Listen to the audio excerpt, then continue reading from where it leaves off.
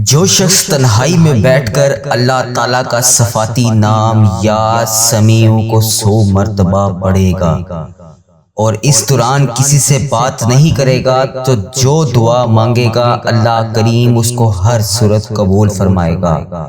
اس وظیفے کو لازمی کیجئے۔ یا سمیع کو 100 مرتبہ اول آخر درود شریف کے ساتھ ضرور پڑھیں اور اس دوران کسی سے بھی گفتگو نہ کریں اور اللہ کریم سے اس کے بعد رو رو کر گڑ گڑا کر دعا مانگیں، آپ کی دعا ضرور قبول ہوگی انشاءاللہ۔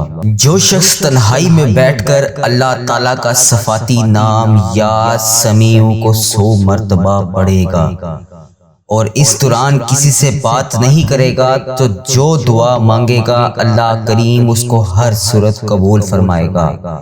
اس وظیفے کو لازمی کیجئے۔ یا سمیع کو 100 مرتبہ اول آخر درود شریف کے ساتھ ضرور پڑھیں اور اس دوران کسی سے بھی گفتگو نہ کریں اور اللہ کریم سے اس کے بعد رو رو کر گڑ گڑا کر دعا مانگیں، آپ کی دعا ضرور قبول ہوگی انشاءاللہ۔